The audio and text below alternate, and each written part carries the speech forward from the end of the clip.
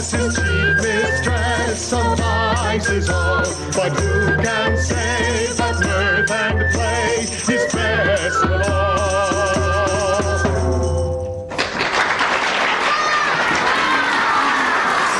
Lords and ladies, welcome. Ars Antiqua is here to present a concert for you today of music from the medieval period and the Renaissance. We are so pleased to be able to present some ancient music for you. You don't hear much of it anymore. We just listened to a piece attributed to King Henry VIII. Perhaps you will know something about King Henry VIII and his 6 wives and his children, Mary, Elizabeth, and Edward, who succeeded him. Pastime with Good Company is all about sharing good times with wonderful friends and doing such great things as hunting, singing, dancing, and I'm sure with King Henry VIII, eating. We would like to invite you to join us. Would you sing one verse of Pastime with Good Company with us, please? Join us. Pastime with Good Company, I love and shall undo I die. Good so will but 99. So God be pleased, so live will I. For my pastime, I sing and dance. My heart is set. So my Lord called good this Lord, who shall be blessed. Huzzah! Wonderful singing. Thank you. Thank you, Lady Artie. That response you gave, huzzah, is always appropriate after fine music and fine fun. Would you join us in some huzzahing to get us warmed up this morning? Applause and huzzahs are always appropriate. Huzzah! Huzzah! And huzzah to you as well. How many of you have played a recorder before? Fantastic. Some of these recorders you may have never seen before because they are very small or incredibly large. The first one is the Gar-Klein Flötlein, which means very, very, very small flute. See how small it is? Artie is the only one who has fingers skinny enough to play it. We move to the next size, the Sopranino, which means tiny soprano. And here is the soprano. You will be familiar with this size because this fits smaller fingers. The mellow sounds of the alto come from this instrument. Now we move into the lower register with the tenor. And then we have the bass. Following the bass recorder is one larger that we have. This is the great bass recorder. Artie, would you play a couple of notes on that, maybe all the way down so they can hear how quiet it is?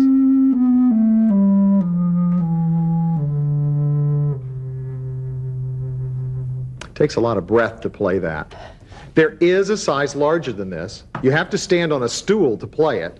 It's about this tall, and it's called a contrabass recorder, but they are very rare. The instruments that I have up here around me are from a bowed string family that was very popular during the Renaissance and on up into the 1700s. Depending on what country you lived in, you would have called these instruments the viol, and that's spelled V-I-O-L, or if you lived in Italy, you would have called it a viola da gamba. And in Italian, gamba means leg. And as you can see, I'm resting the instrument on my legs. There's no end pin the way there would be with a cello. So these instruments would be the treble, the tenor, and the bass, viol, or viola da gamba. And sometimes people call them gambas for short. But they're not legs, they're musical instruments. They may look a bit to you like the violin family of instruments that we use today, the violin and the viola and the cello, but they have some very significant differences. The viols have 6 strings and frets. The strings are tuned in fourths with a third in the middle, which may sound a little bit like guitar playing. I'll start from the bottom.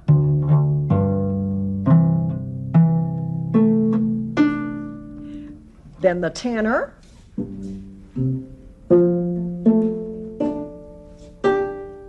And the treble.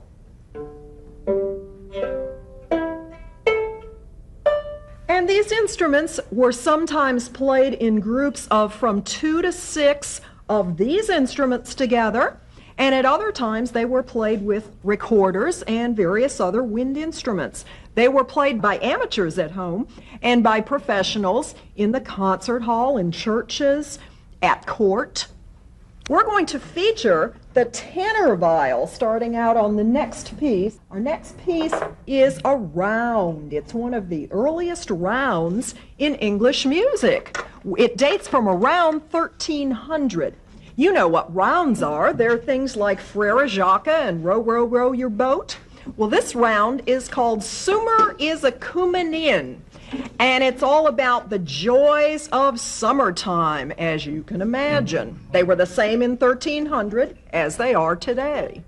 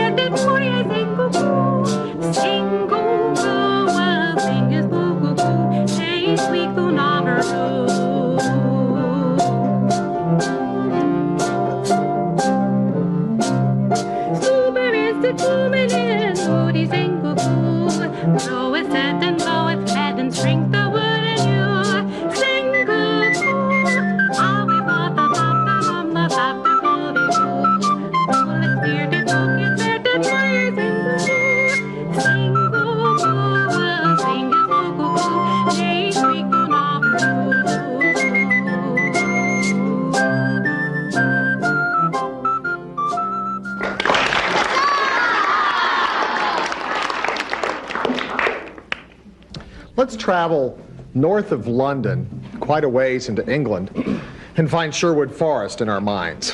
What happened in Sherwood Forest? Can anybody remind me? Robin Hood, right? Robin Hood stories, that's where they held out. Well, today there's not a lot of Sherwood Forest left. There's one clump of trees because they've needed the wood to build houses and stuff. But in our imaginations, it's a huge forest and a great place to hide. About 100 miles from Sherwood Forest is a beautiful town of Scarborough, an ancient town of Scarborough. And in the spring and summer, they regularly had a gathering of people, sort of like a carnival atmosphere, for people to bring in the things that they have made throughout the winter to sell. Or the things they have grown during the spring, they would bring during the summer fair to sell to people who might need special things. You might find lovely woven cloths or handiwork, much like Lady Donna does. You might find some fantastically grown vegetables that have been grown in the late spring and early summer, if you had come to one of the fairs later in the summer.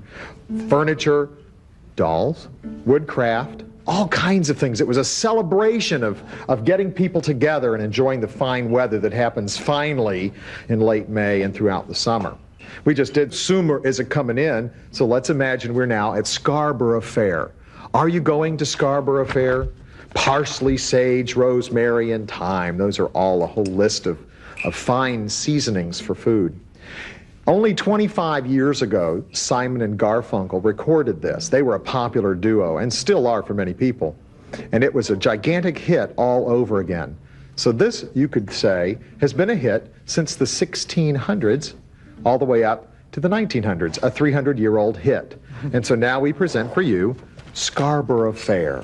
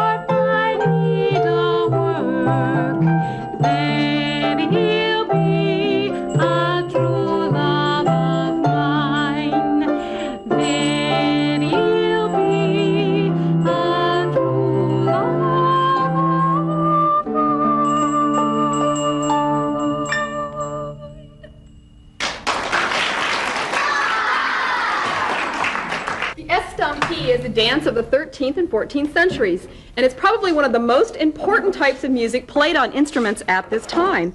The word estampie means to stamp, so it's actually a foot stamping dance. It consists of several sections called puncta.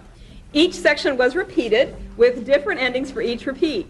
I'll be playing the soprano recorder the first time through, and then Lady Artie will play the sopranino crumhorn, the tiniest crumhorn, the second time through each section, so you can hear the different repeats in estampie.